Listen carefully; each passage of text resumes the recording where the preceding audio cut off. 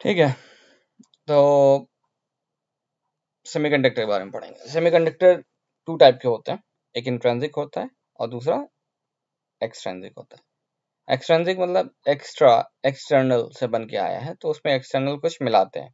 Intrinsic क्या होता है? इंट्रिंसिक हमारा होता है प्योर, उसमें कुछ मिला नहीं होता है ना। जैसे नाम से देखो, इंट्रिंसिक इनबॉर्न मतलब जैसे नेचर में पैदा होता है वैसा नेचुरल है, प्योर है, विदाउट एनी इम्प्योरिटी है। ठीक है, तो हम एग्जांपल लेते हैं, जैसे तुम्हारा सिलिकॉन है।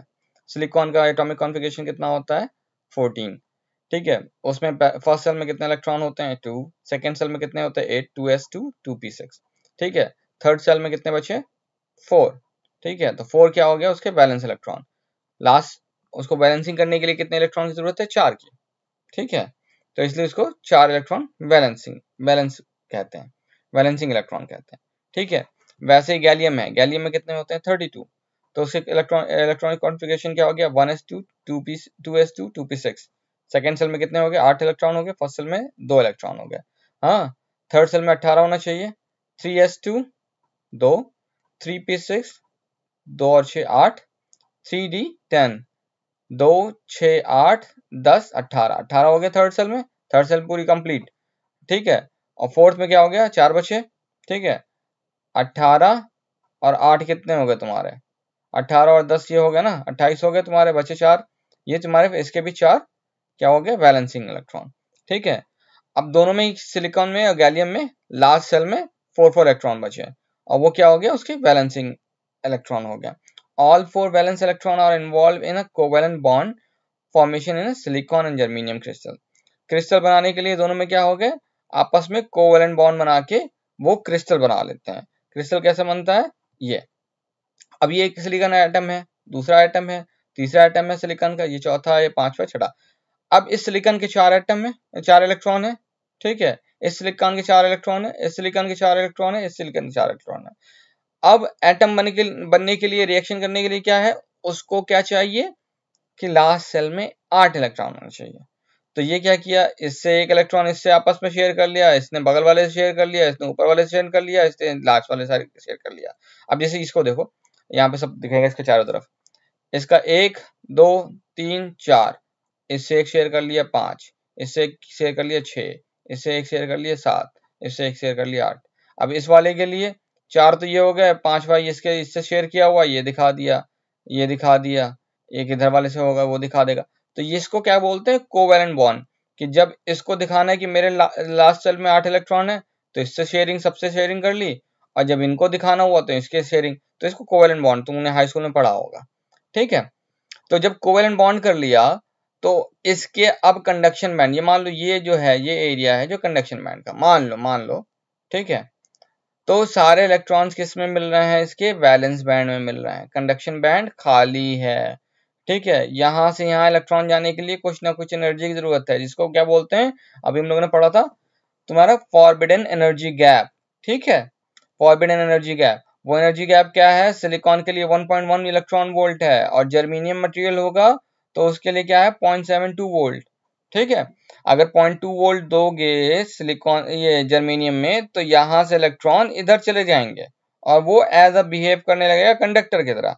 और सिलिकॉन को अगर तुमको एज अ कंडक्टर बिहेव करना है, तो उसको 1.1 इलेक्ट्रॉन वोल्ट दोगे, तो ये जो वैलेंस बैंड में है इलेक्ट्रॉन, कंडक्शन बैंड में चले जाएंगे, और वो बिहेव करने लगेगा कंडक्टर की तरह।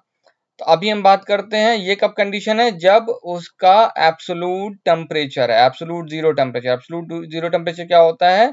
0 केल्विन पे। ठीक है, केल्विन, 0 केल्विन क्या होता है? -273। ठीक है, -273 और -272 होता है, देख लेना। हाँ, आई थिंक -272 होता है। ठीक है, तो एब्सोलूट जीरो वैल्यू पे क्या है कि उसके वैलेंस बैंड में सारे इलेक्ट्रॉन है, कंडक्शन में कोई भी बैंड नहीं है।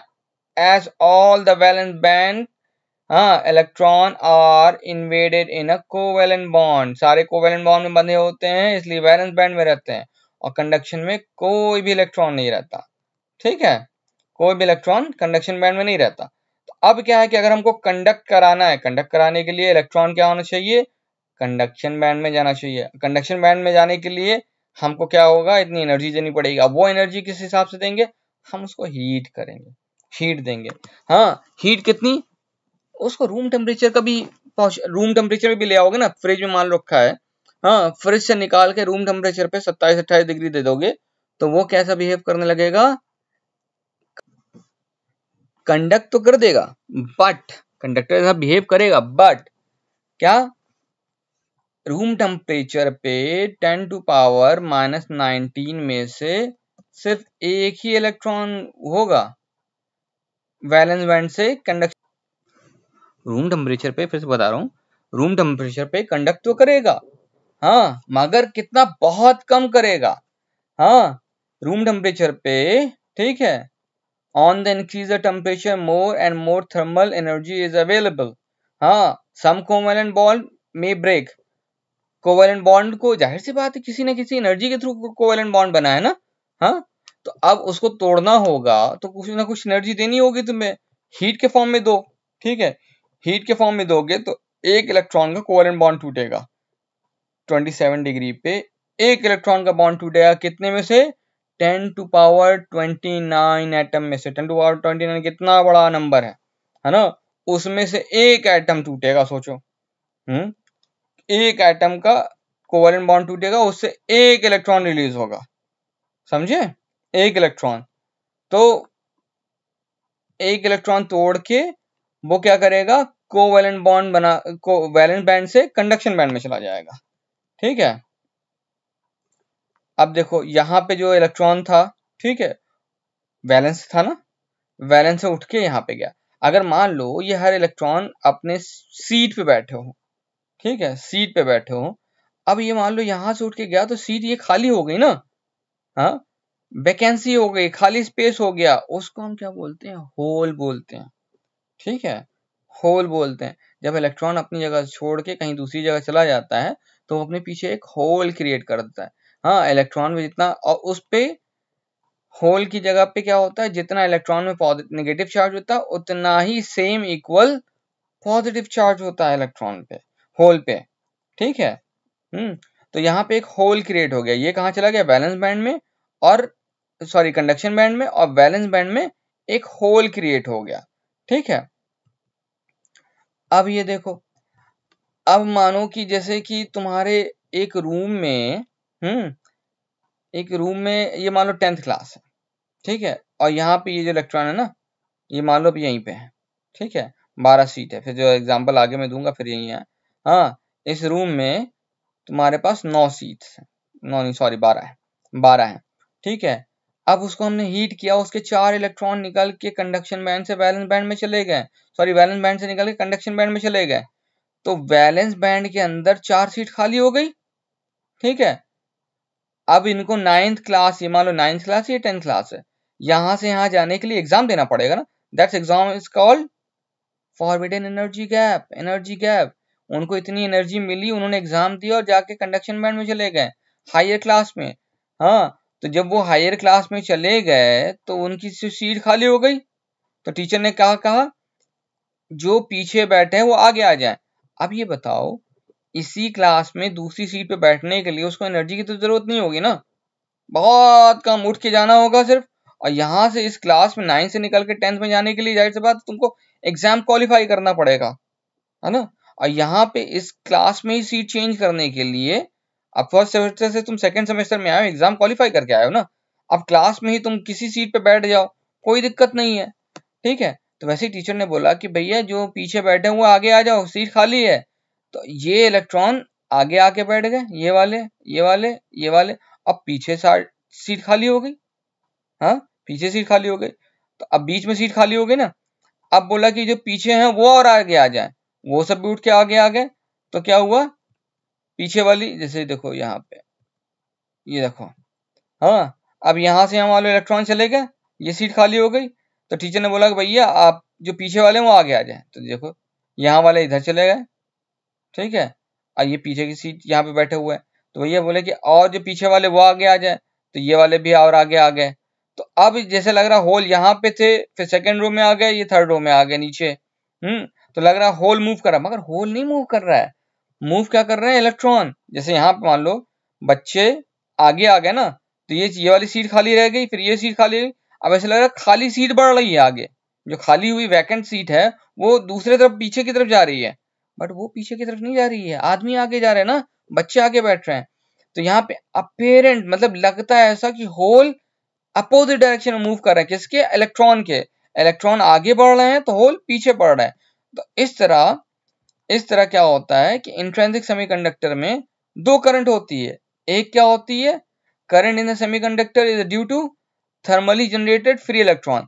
जो हमने थर्मल पावर दिया, थर्मल पावर की वजह से उसमें हीट जनरेट हुई, हीट जनरेट के कोवेलेंट बॉन्ड टूटा, कोवेलेंट बॉन्ड टूट के वैलेंस बैंड से कंडक्शन बैंड में इलेक्ट्रॉन चले गए, उसके वजह से जो चार्ज मूव होगा उसे हम क्या बोलेंगे, थर्मली जनरेटेड फ्री इलेक्ट्रॉन की वजह से करंट फ्लो हुआ।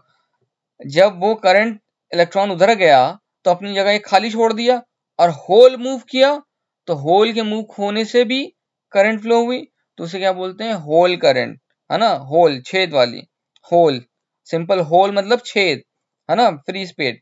तो अब जो थर्मली जनरेटेड इलेक्ट्रॉन है, अगर हम ये चार्ज अप्लाई कर रहे हैं इस डायरेक्शन में, तो इलेक्ट्रॉन हमेशा क्या करता है, चार्ज के अपोजिट डायरेक्शन में, अगर ये मान लो ये नेगेटिव है, ये पॉजिटिव है, तो इलेक्ट्रॉन हमेशा पॉजिटिव की तरफ अट्रैक्ट होगा।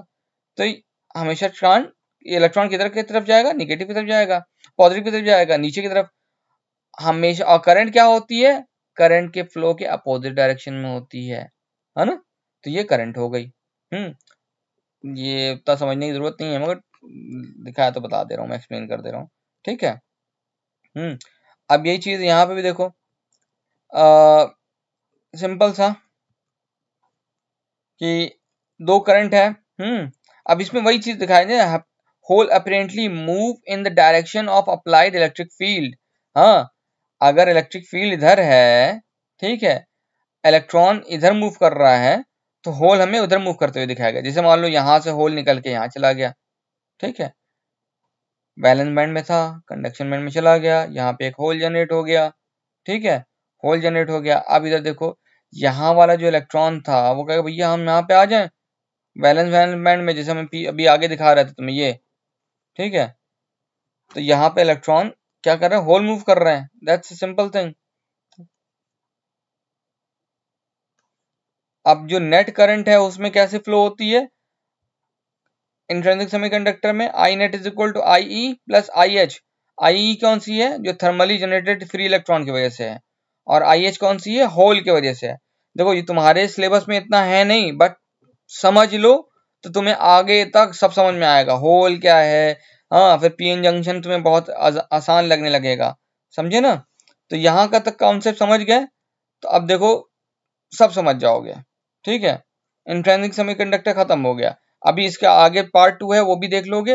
हाँ, एग्जाम्पल देके और अच्छे से बताया है, समझ में आ जाएगा। पार्ट 2 वाला देख लेना, ठीक है।